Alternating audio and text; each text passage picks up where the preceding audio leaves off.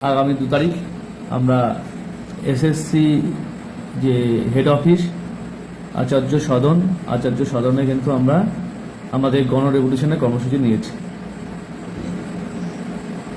এবং এই গণ রেভলিউশনটা সকল ভ্যালিডিটি প্যানেলে থাকা শিক্ষক শিক্ষিকাদের নিয়েই হচ্ছে।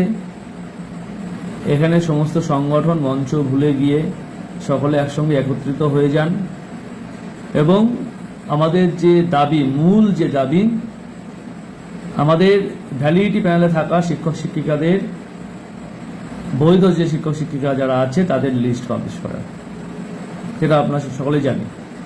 কেন এই দাবিটা এবং হঠাৎ এখন কেন? এই ডেটটা আমরা অনেক আগেই ঘোষণা করেছি। আমরা সবসময় খেয়াল রেখেছি যে অন্যান্য সংগঠন বিভিন্ন রকমভাবে যে আন্দোলন চালাচ্ছে সেই আন্দোলনের সঙ্গে যেন কলিশন না হয় সেই ডেটের সঙ্গে।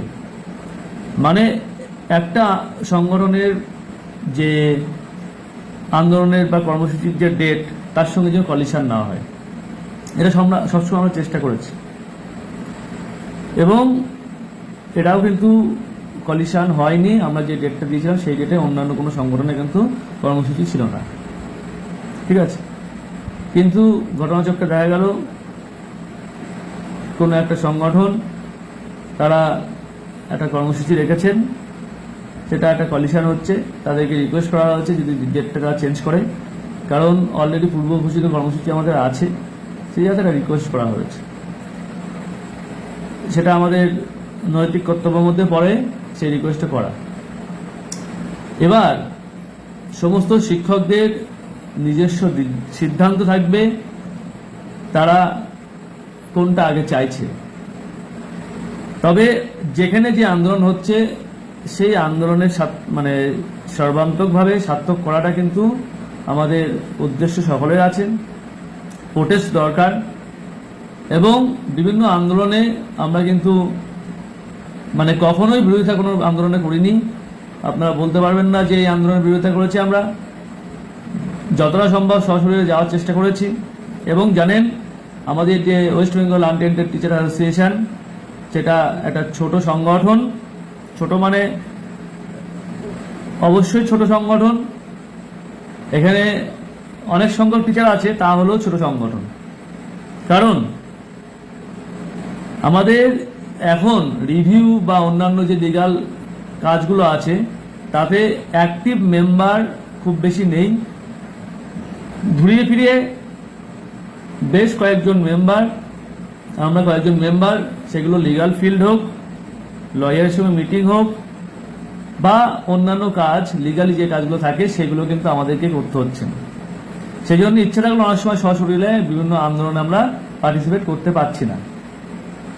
কারণ যতই যা হোক না কেন কোর্টের অর্ডার কোর্ট থেকে চেঞ্জ করে আনতে হবে, সেটা আমরা জানি এবং সেটা সকলেই জানে, লয়াররাও জানে এবং সেটা সাজেশন সকলেই জানে। যদি লিগাল ফিল্ডটা উইক হয়ে যায় শুধু আন্দোলন করতে গিয়ে, তাহলে কিন্তু আমরা খুব বিপদে পড়ব।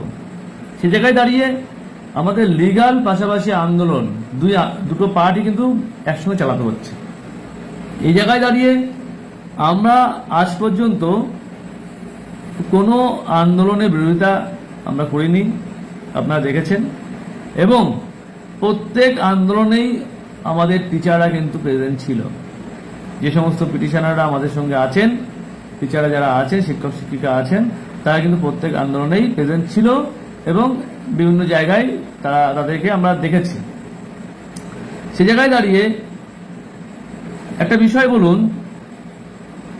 এই জায়গায় কেন প্রতিদ্বন্দ্বিতা থাকবে, কেন কম্পিটিশন থাকবে? আমরা দেখতে পাচ্ছি কম্পিটিশন হচ্ছে। আচ্ছা, একটা বিষয় বলুন, আপনারা বলবেন, ডব্লিউবিইউটি কাউকে কোনোদিনও ব্যক্তিগতভাবে অ্যাটাক করেছেন? করেনি। ডব্লিউবিইউটি কাউকে অযোগ্য বলেছে? যোগ্য টিচারকে বলেন। যারা প্যানেল ভ্যালিডিটি পড়ে আছে, যোগ্যতার সঙ্গে চাকরি পেয়েছে, চাকরি করছে, তাদেরকে কোনোদিনও অসম্মানের সঙ্গে কথা বলেছে? অযোগ্য বলেছে? কেন বলবো? আমাদের এই কনসেপ্টটা কোথা থেকে আসছে? সুপ্রিম কোর্টের ভার্ডিক্ট থেকে আসছে। সুপ্রিম কোর্টের যে রায় আছে সেই রায় থেকে আসছে। সেখানে সিজিআর অবজারভেশন, সেই অবজারভেশন থেকে আসছে। তাহলে একটা গোটা প্যানেল যদি ডেড হয়ে যায় ফুললি, তাহলে সেখান থেকে বাঁচার কোনো সম্ভাবনা থাকে না।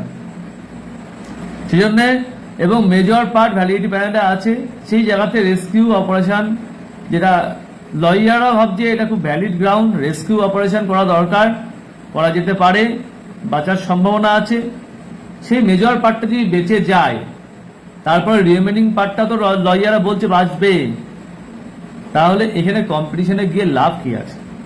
আমি নিজে বাঁচবো না বলে অপরকে মেরে দেবো?